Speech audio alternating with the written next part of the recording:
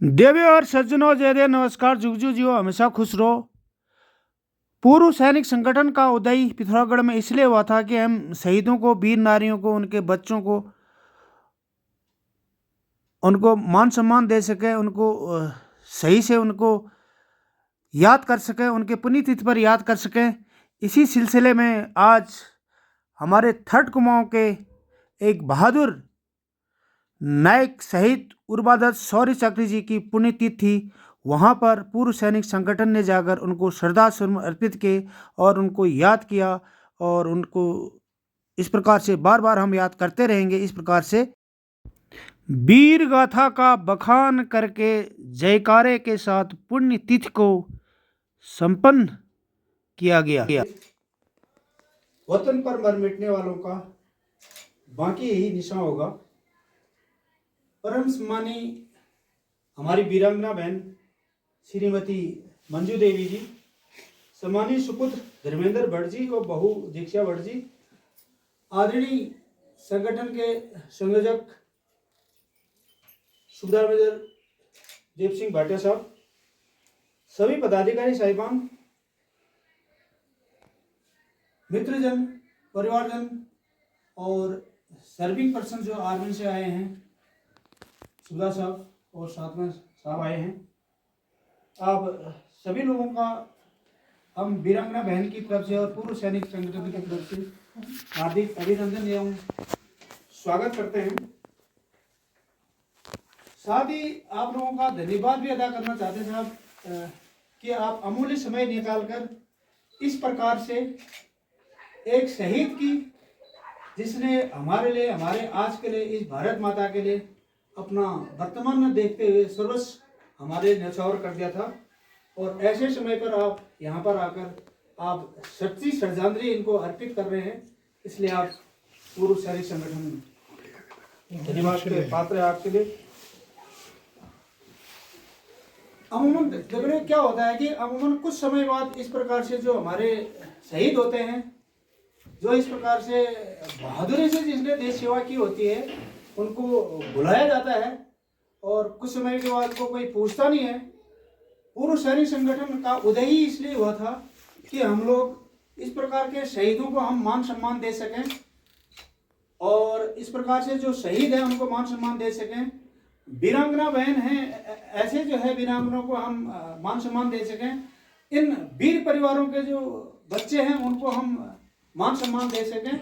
इस संगठन का उदय ही इसलिए हुआ था और हम संगठन में इस प्रकार की कार्रवाई हर जगह पर कर रहे हैं और हमारा संगठन तकरीबन जिस उद्देश्य से खड़ा हुआ है, हम उस लक्ष्य को अभी सफल होते देख रहे हैं और सफल कर रहे हैं। और इसके लिए बड़ी खुशी होती है कि संगठन के सभी साहब लोग भी अपना अपना काम छोड़कर सब यहाँ पर जो है, जब भी इस प्रकार की पुण्यतिथि होती है वहाँ पर जो है आते हैं और इस प्रकार से संगठन के माध्यम से जो है सच्ची श्रद्धांजलि अर्पित करते हैं। मैं देवी सज्जनों में शौर्य चक्र उर्वादत्त साहब के बारे में कुछ कहना चाहूँगा। मैं जला हुआ राख नहीं, अमर उर्वादत्त हूँ, जो मिट गया वतन पर मैं शहीद हूँ, जो मिट गया वतन पर मैं वो शहीद हूँ।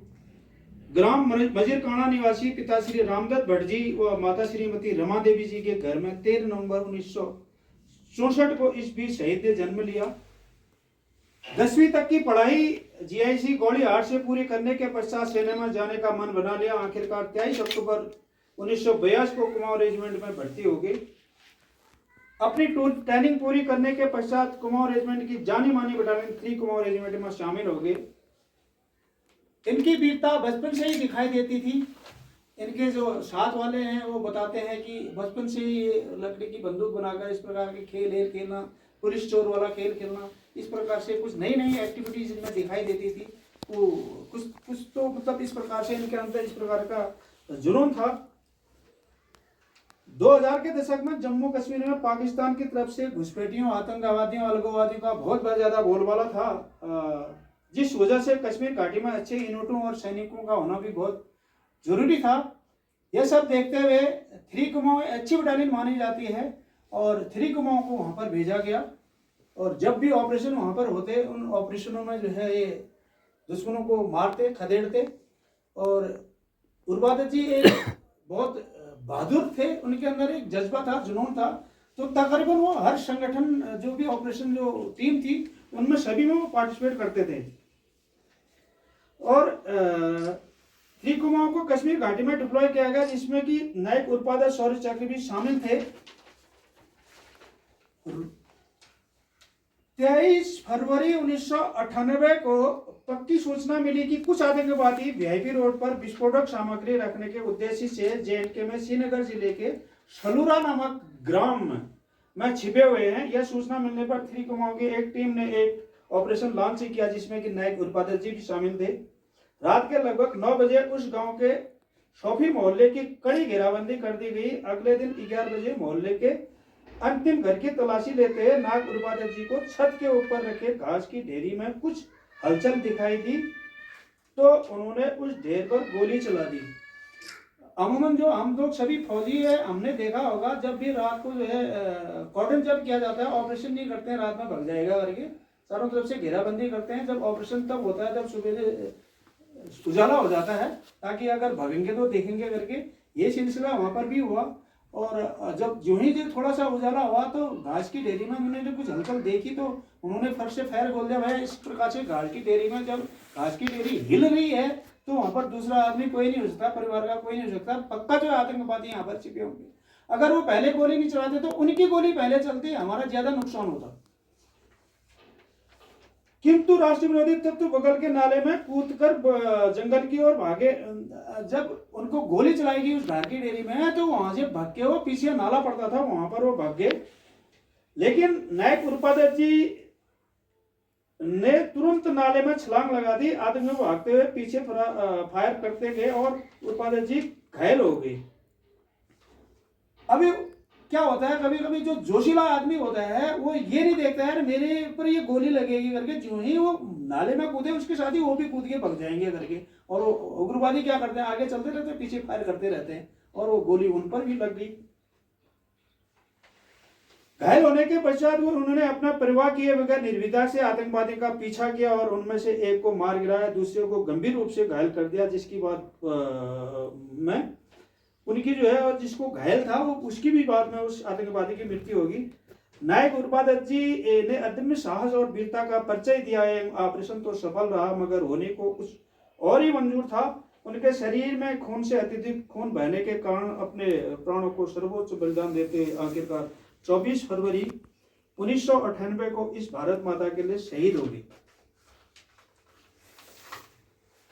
तो ये शहीद का दर्जा भी साहब हर किसी को नहीं मिलता है। इस प्रकार से जो शहीद होते हैं वो हमेशा हमेशा के लिए अमर हो जाते हैं। हम जैसे फौजी हैं, हम जब तक जीवित रहेंगे तब तक हमको जाना जाएगा, लेकिन ये शहीद जो है इनको इस प्रकार पीढ़ी पीढ़ी सनातनों का इसको जो है पूजा जाएगा, इस प्रकार से याद किया जाएगा। नए जो बच्चे हैं उनको इनसे जो है नई प्रेरणा मिलेगी। आज हम इनको याद कर रहे हैं, कल हमारी नेक्स्ट पीढ़ी याद करेगी, उसके बाद नेक्स्ट पीढ़ी याद करेगी। ये अमर शहीद हैं, ये हमेशा इस प्रकार से पूजित हैं और याद होते रहेंगे। इनकी वीरता और हिम्मत और बहादुरी को देखते भारत सरकार ने इन्हें मरणोपरांत शौर्य चक्र से अलंकृत किया है। मैं इनके लिए कहना चाहूंगा कि मरने के बाद भी जिनके नाम में जान है, मरने के बाद भी जिनके नाम में जान है, ऐसे 20 शहीद उत्पादक जी हमारी भारत माता की शान है। देवर सज्जनों, शहीद नायक उत्पादक जी शौर्य चक्र वीरता दिखाए, सदा से आगे अमर हो गए और चले गए, मगर अपने पीछे छोटे छोटे 3 बच्चे, 2 लड़कियां, 1 लड़का, वीरांगना बहन श्रीमती मंजू देवी जी की जिम्मेवारी पर छोड़ के आज ये बच्चे बड़े दिखाई दे रहे। उस समय जो है बहुत छोटे बच्चे थे। एक जो है पहाड़ जैसा बोझ जो है ऐसी वीरांगना बहन के जो है सिर पर आ जाता है। ऐसी घटनाएं जब होती हैं, लेकिन इन्होंने अपने हिम्मत नहीं हारी और एक चट्टान की तरह अपने बच्चों के पीछे रहे और अपने बच्चों को हमेशा अच्छी देखभाल किया और अपने बच्चों को पढ़ाया लिखाया और खूब उनके पीछे लगे रहे। आज इनके एक जमाई जो है आर्मी में है, इंजीनियर में है, और दूसरी लड़की इंजीनियर है, उनके जमाई जी भी इंजीनियर है। मुझे ये कहने का मतलब ये है कि लड़कियों का जो वेल सेटल है। बाकी इनके सुपुत्र धर्मेंद्र जी ने भी IT से इंजीनियर हैं और ये भी जॉब में हैं और इनकी शादी हो गई है। अभी एक हमें खुशी है कि एक 10 महीने का नाती भी है। अभी जो है परिवार इनका भला भला अच्छा परिवार जो है चल रहा है भगवान की कृपा से।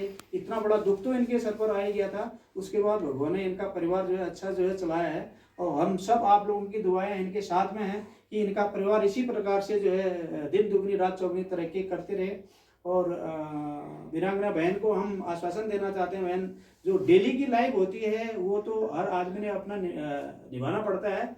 अगर आपके ऊपर कोई भी इस प्रकार से जो है कोई कष्ट आता है या कुछ समस्याएं इस प्रकार से आती हैं, तो आपने मान के चलना है कि हम जिले के 30,000 भाई आपके कंधे से कंधा मिलाकर खड़े रहेंगे, आपको किसी दुख का एहसास नहीं होने देंगे। और इन्हीं शब्दों के साथ मैं अभी साहब लोगों से जो है अनुरोध करता हूँ कि साहब फूल है एक बार जो है करें साहब।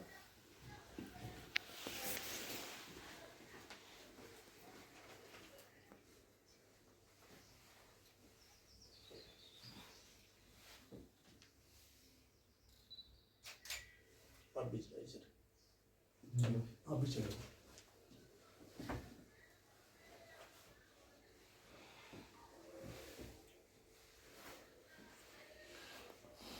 चलो तुम चढ़ाओ।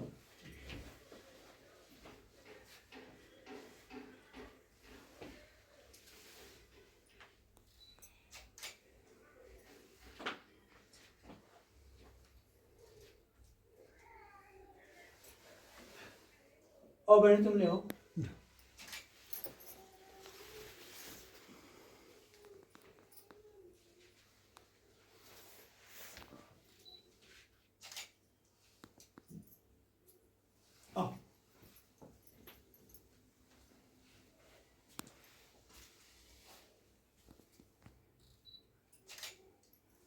आओ साहब।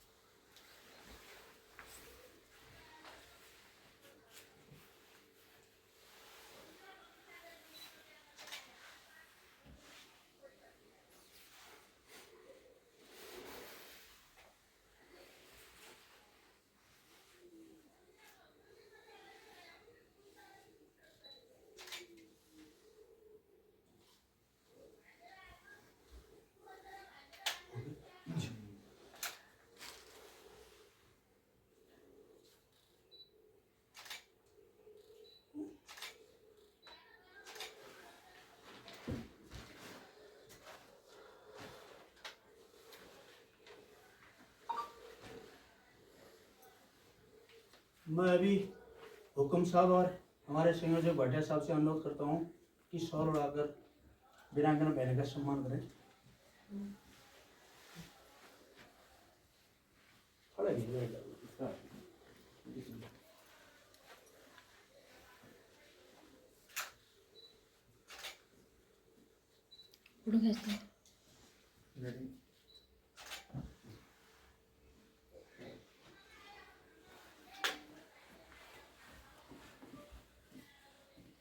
कहना चाहूँगी चलो ठीक। मैं अभी संयोजक भाटिया साहब से अनुरोध करता हूँ कि साहब दो शब्द श्रद्धांजलि रूप में आप संगठन की तरफ से कहें।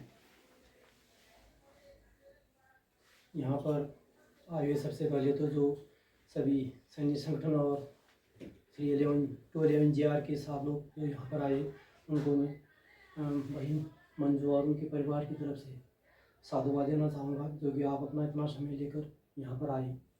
मुझे भी अभी जस्ट 10 मिनट पहले जोपा साहब का कॉल आया साहब कि ऐसी ऐसी बात है आप करके, कुछ कारण से हमको पहले पता नहीं चला, तो मैंने कहा ठीक है, मेरा जबकि बहुत प्रॉब्लम थी, मैंने कहा नहीं पीओटी पहले यहाँ दी जाएगी। मैं तुरंत काम छोड़ करके तुरंत यहाँ पर बोला साहब ने कि अभी कुछ यात्रा में गए हैं, कुछ वहाँ नहीं हो पा रहे। मैंने कहा सर मैं ज़रूर आऊँगा। तो यहाँ पर हम आए। अच्छा लगता है अगर हम एक वीर शहीद जिसने आज के लिए अपने प्राण को न्यौछावर दिया, इस देश के लिए कुर्बान हुए, तो ऐसे जगह पर हमारा सैनिक संगठन हमेशा तत्पर रहता है और हमेशा उस जगह पर पहुंचता है। इस दौरान मैंने वर्जी का मेरे पास कॉल आया था, मैंने डिप्टी कमांडेंट और एडम कमांडर साहब से भी कहा, मैंने कहा साहब अभी तक कोई यूनिट के यहाँ पर नहीं आए, क्या कारण है। तो तुरंत वो भी यहाँ पर आ गए। अच्छा लगता है कि एक अगर सेना में इतने बड़े अवार्डेड जिसने अपनी कुर्बानी दी है उनके पर सेना आकर के 2 फूल चढ़ा दे तो बहुत अच्छा लगता है। ये इसके लिए मैं सभी साहब लोगों का तहे दिल से धन्यवाद दूंगा और आशा करूँगा कि आने वाले समय में जहाँ जहाँ पर भी इस प्रकार की कार्रवाई वहाँ आए और एक शहीद को पुष्प देकर उनकी आत्मा को शांति दे। इन्हीं शब्दों की मैं अपने मुखार बिंदु से समाप्त करना चाहता हूँ और साथ ही भारत माता की जय और नायक इबादत की जय के साथ फिनिश करूँगा। भारत माता की जय, भारत माता की जय, भारत माता की जय। शौर्य चक्र नायक इबादत 3 कुमाऊं की जय, शौर्य चक्र नायक इबादत 3 कुमाऊं की जय, सैनिक संगठन पिथौरागढ़ की जय, सैनिक संगठन पिथौरागढ़ की जय। धन्यवाद। आज तक ये साहब बहुत बहुत धन्यवाद भाटिया साहब।